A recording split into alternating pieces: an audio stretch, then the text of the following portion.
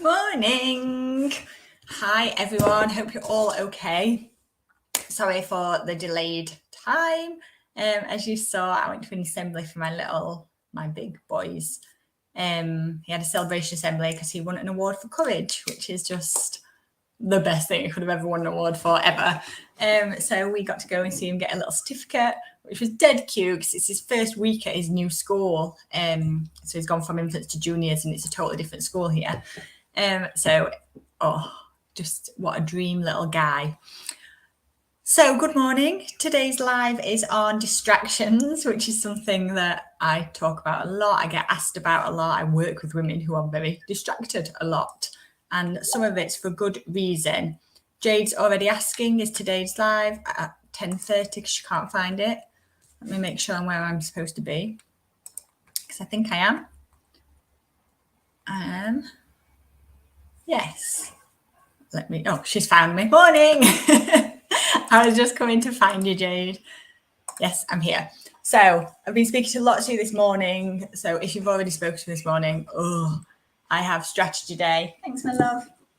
I have strategy day next Monday, which is one of the best days of the year. We get a group of business women together and create our 90-day plans and really figure out what we're doing in the next 90 days, 3 months.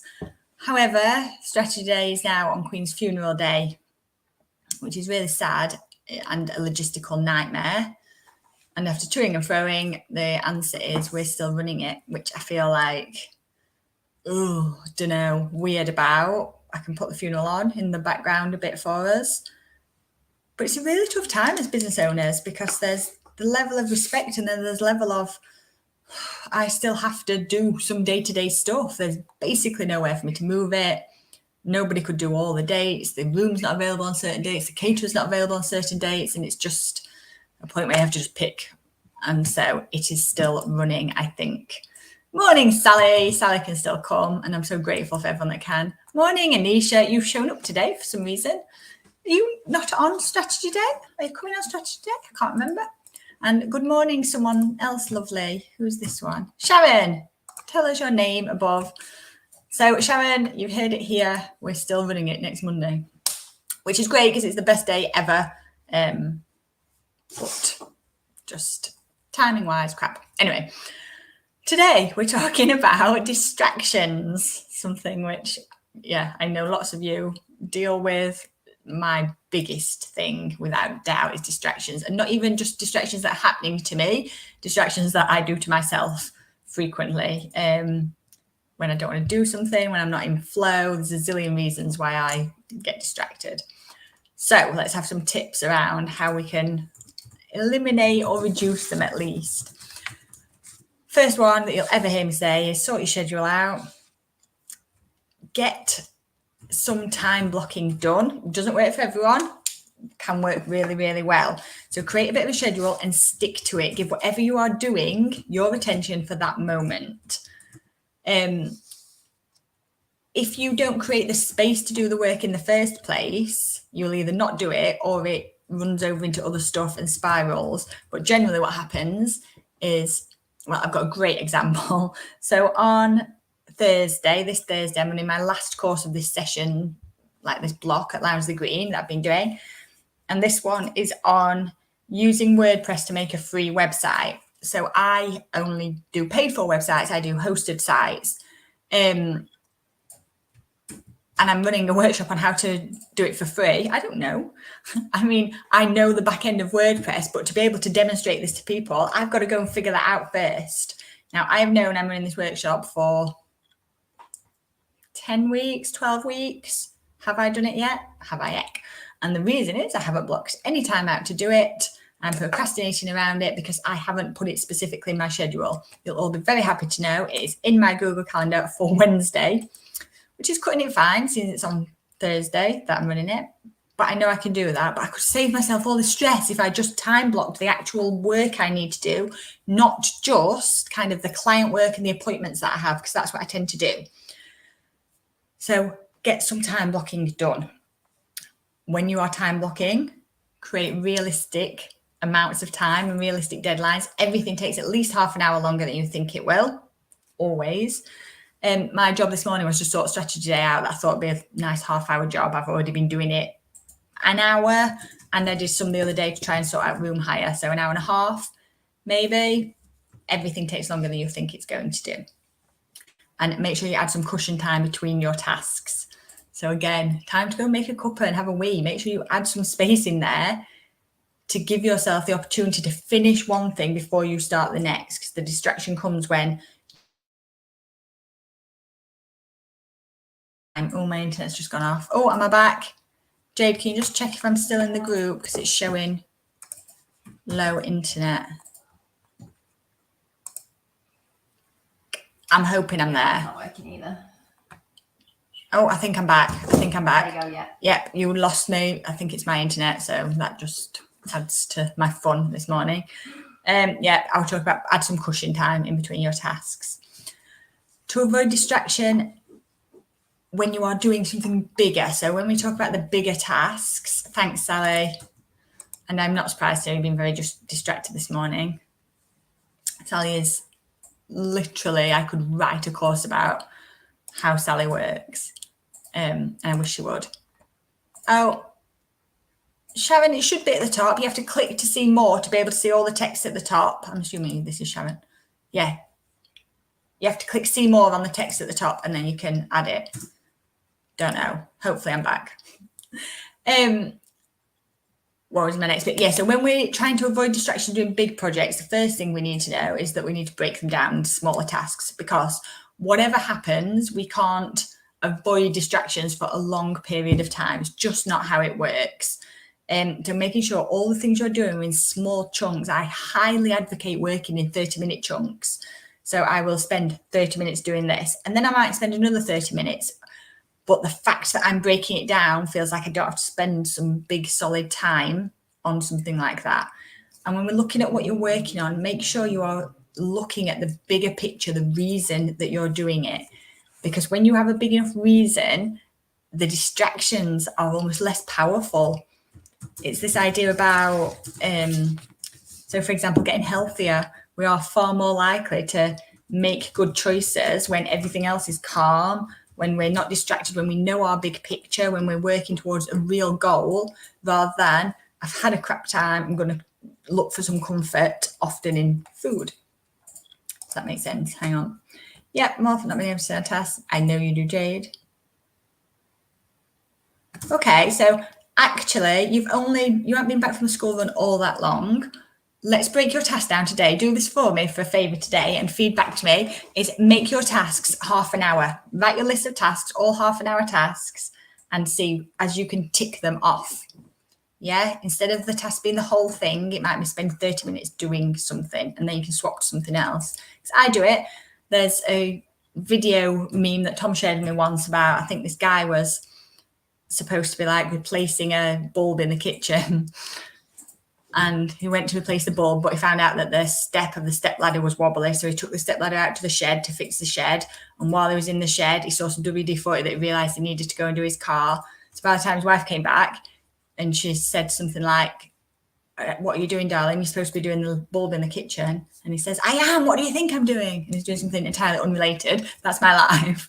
And it's normal for lots of us, but it's not productive in the end. So it's figuring out how we can learn how to be completer finishers rather than doing everything as, which I don't think is a word.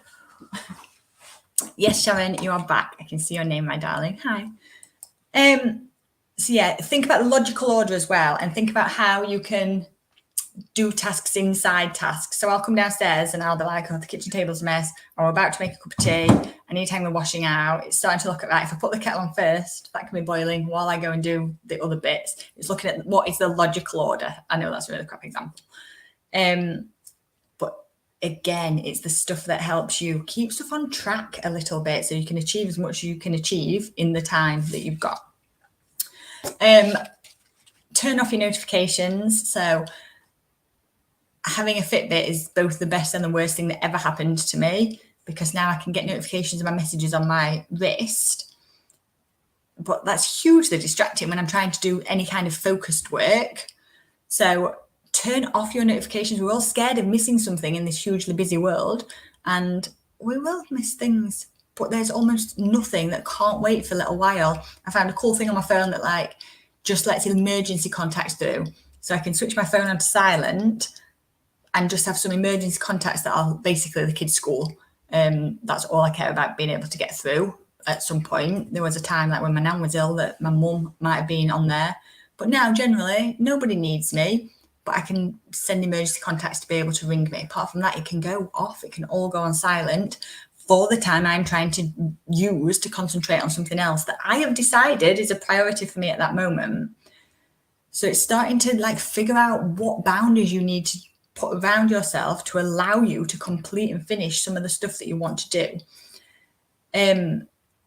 We're trained to automatically feel the need to reply instantly. And actually it works both ways, because the people on Strategy Day, I've been sat here this morning thinking, come on, reply to me so I can fix my problem.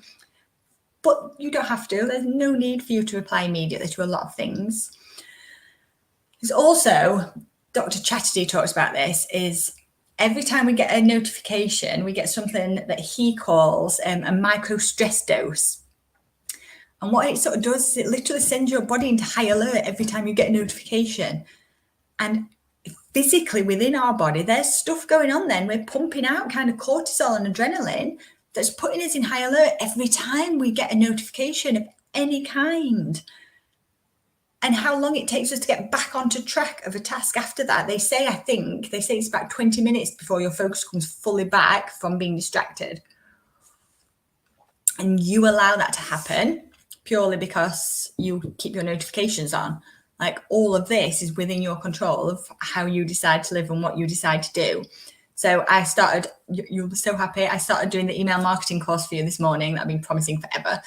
And I did it at 5 a.m, so there's hardly any notifications anyway, but I switched my phone specifically onto silent. I switched all my notifications off on my bar at the bottom so that I could just get on with it. And the amount I got through was, just ace.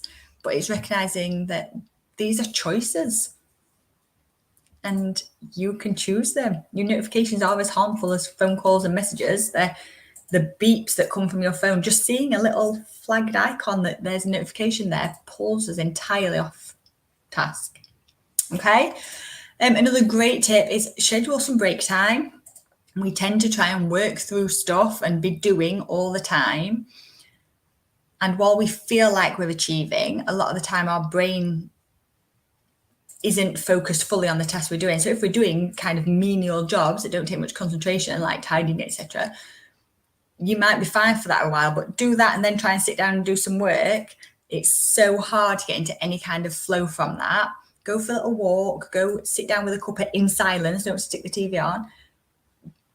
Just have a 5-minute break. 10-minute, go for a walk. Just have a break where your brain's not really doing anything, where it's almost having a bit of freedom to think about what's next, to be creative, because our brain wants to do that, but not to always be doing. Like, some of my best ideas come between those moments of me doing work, where I'm just thinking about, it's like your brain's almost putting your files in your filing cabinet in your head when you have a break. It's like putting things where they should be.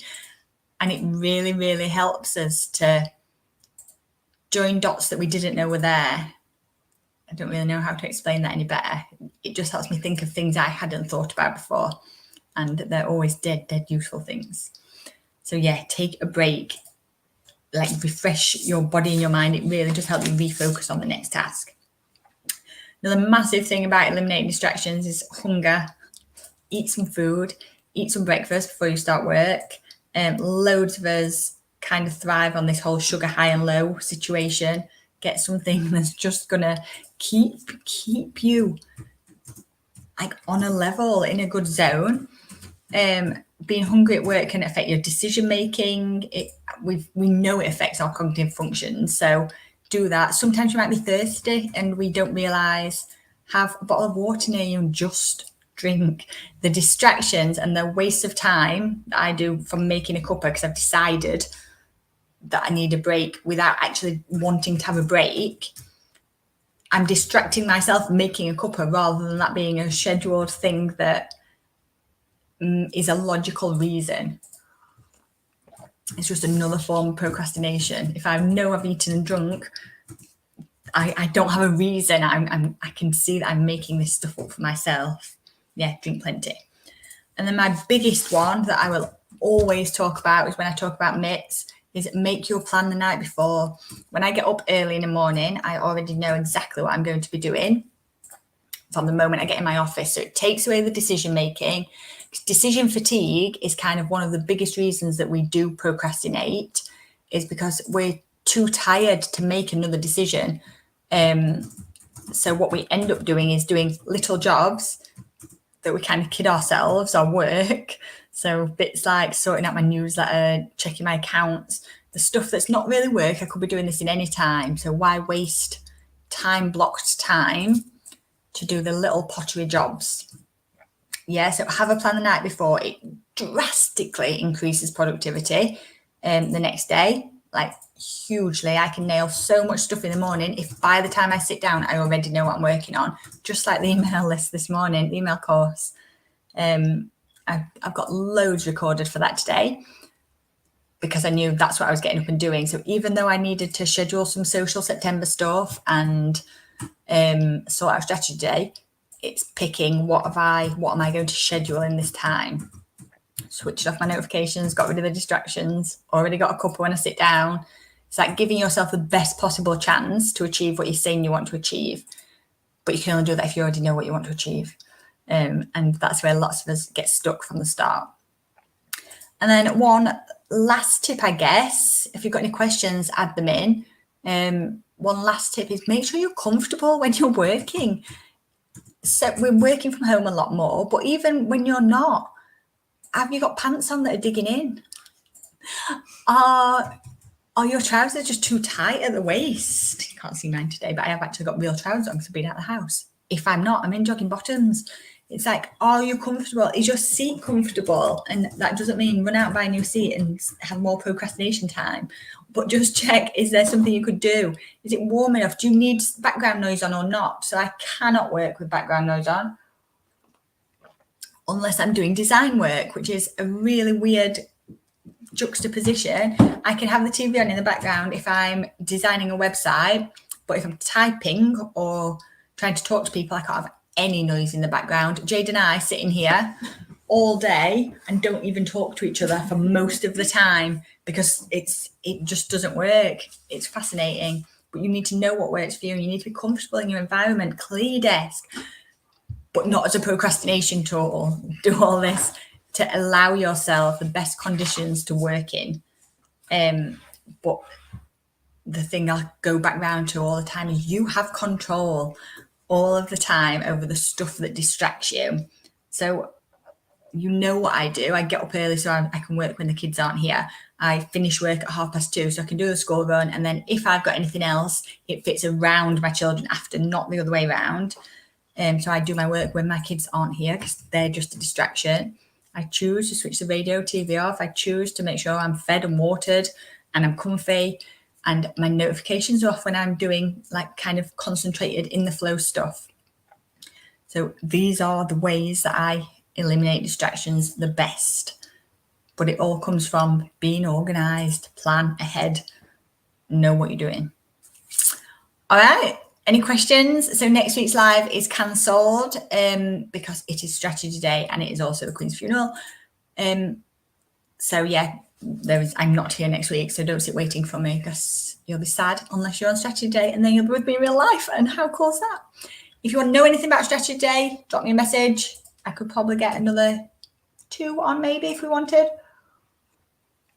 But they're small sessions, they're designed to be small, and this one is as stripped back as I can so we get plenty of time like discussing your businesses one-on-one because that's really important. And that's what came up last time is we'd all like more time to be able to talk stuff through. So I can't wait. Like I said, it's all a bit of a muddle now with the funeral, but it is what it is. And as a business owner, you roll with it and do what you can for the best. Any questions and you're watching this on replay, drop me a message and I will get back to you as soon as I can or tag me in here. Can't wait, Sally. Properly can't wait. I'm really, really excited for this one. I feel like we're in a flow now with them. All right. Have a lovely day, ladies, and I will talk to you all in a fortnight, unless I'm seeing you next week.